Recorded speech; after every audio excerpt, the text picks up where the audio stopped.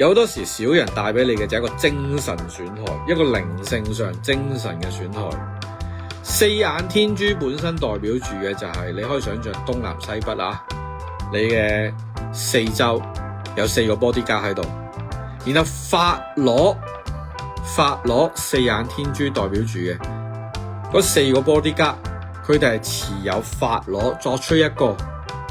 magical 嘅 spiritual 嘅精神上靈性上嘅防禦，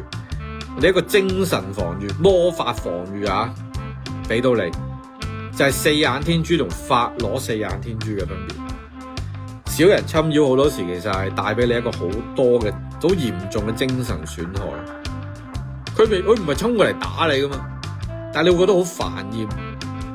你會做錯事，你嘅人生咧會搞到就係你明明放咗工咧，啲事都仲纏繞你。